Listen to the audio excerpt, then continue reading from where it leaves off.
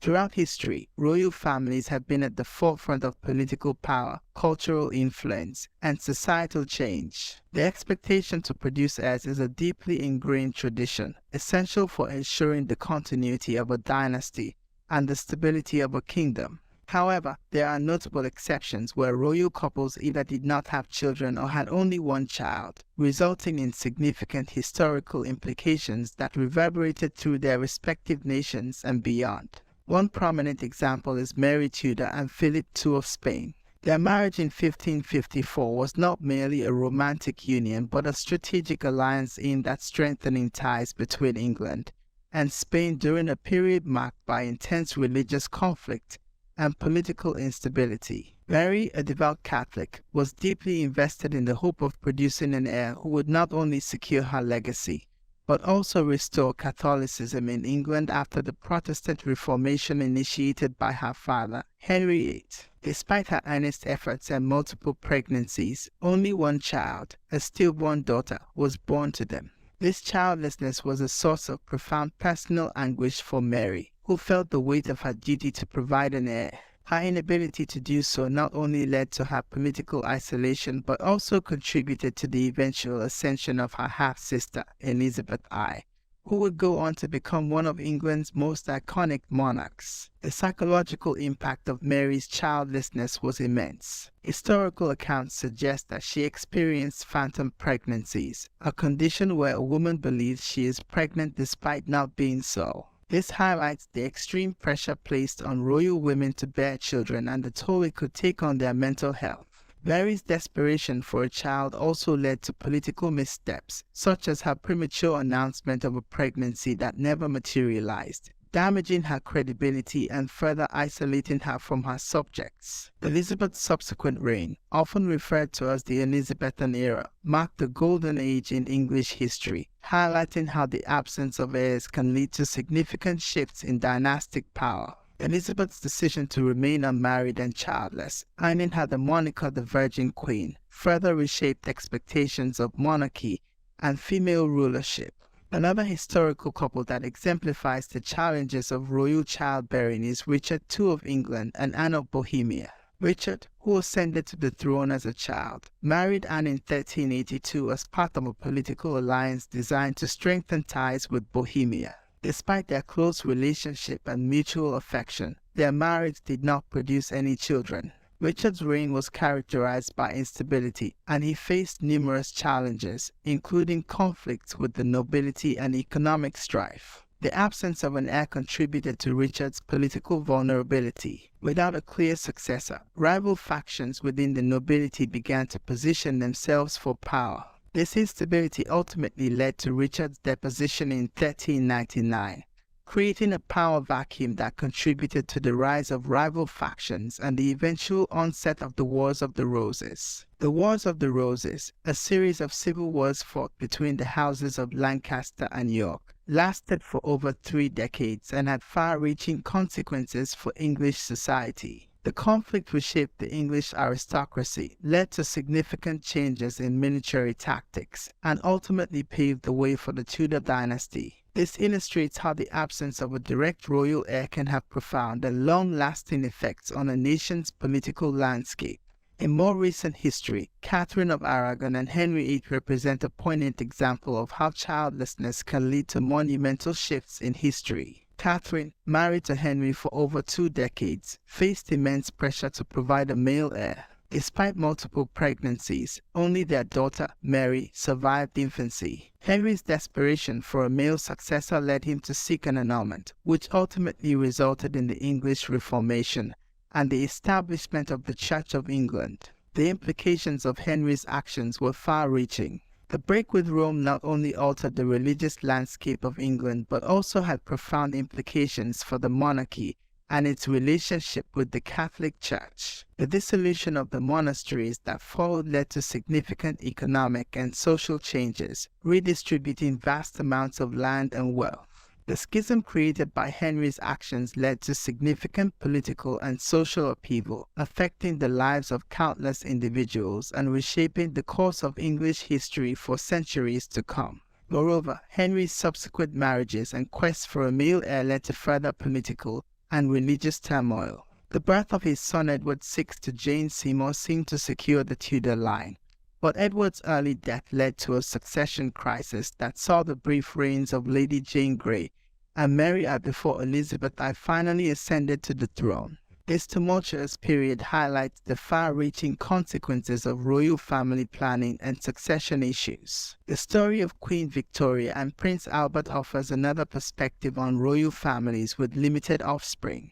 While they had 9 children, their eldest son, Albert Edward, later became King Edward VII. The other children were strategically married into various European royal families, which was a common practice among royals to forge alliances and secure political power.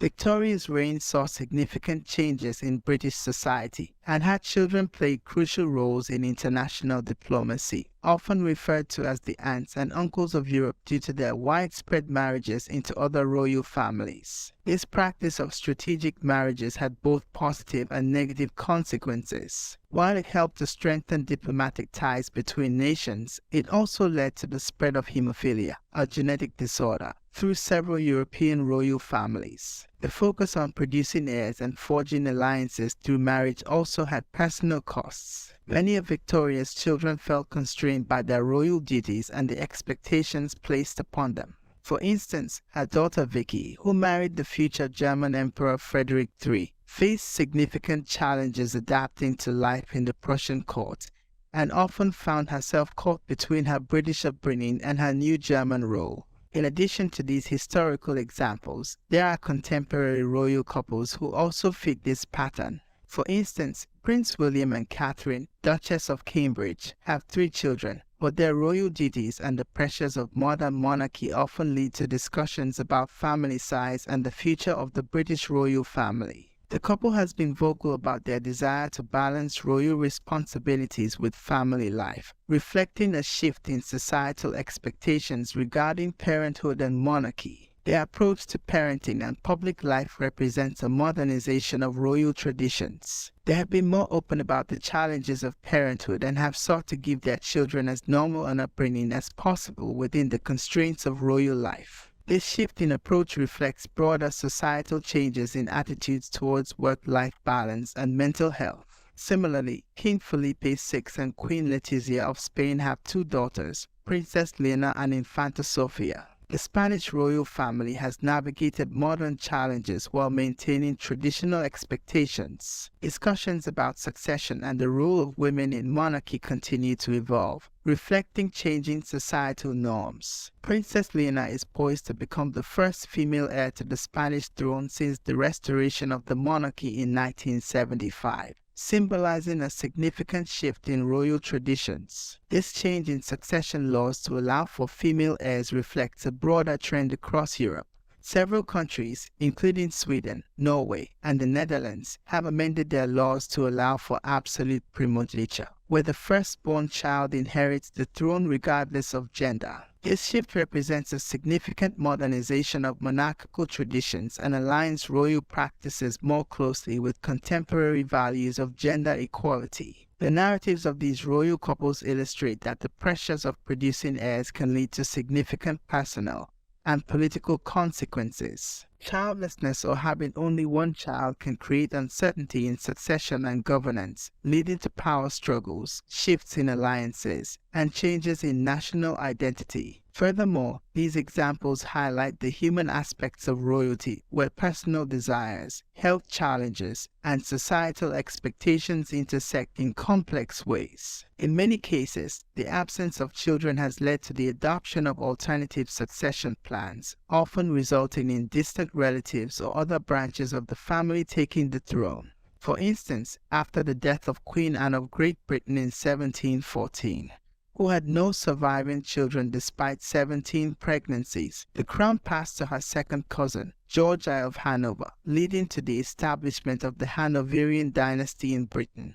The societal implications of childlessness among royals extend beyond the immediate family. The public often scrutinizes royal couples for their family choices, reflecting broader societal attitudes toward parenthood and legacy. In some cultures, the expectation to produce heirs can lead to intense pressure on royal couples, impacting their personal lives and relationships. This scrutiny can create a sense of isolation as royals navigate their public personas while dealing with private challenges. Modern medical advancements have also played a role in shaping royal family planning.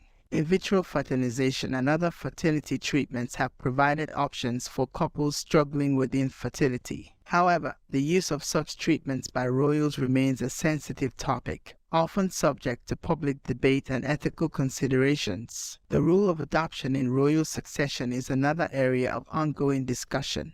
While adoption has been used historically in some monarchies to ensure succession, it remains a contentious issue in many modern royal families. The emphasis on bloodline and hereditary succession often conflicts with more contemporary views on family formation and equality. Environmental concerns and overpopulation debates have also begun to influence discussions about royal family size. Some argue that royals, as public figures, have a responsibility to model sustainable family planning. This perspective represents a significant shift from historical expectations, where large royal families were seen as a sign of strength and stability. In conclusion, the narratives of royal couples who do not have children or have only one child reveal the intricate relationship between personal circumstances and historical events. These stories remind us that the pressures of royalty can lead to unexpected outcomes in family life, just as they do in the lives of many people outside of royal circles. The legacies of these couples, whether through their direct descendants or the political landscapes they influenced, continue to resonate in the annals of history, illustrating the profound impact that family dynamics can have on the course of nations. The complexities of royal family life serve as a fascinating lens through which we can examine the interplay of personal desires, societal expectations, and historical imperatives. From the Tudor era to modern times, the challenges faced by royal couples regarding family planning and succession have shaped not only their personal lives,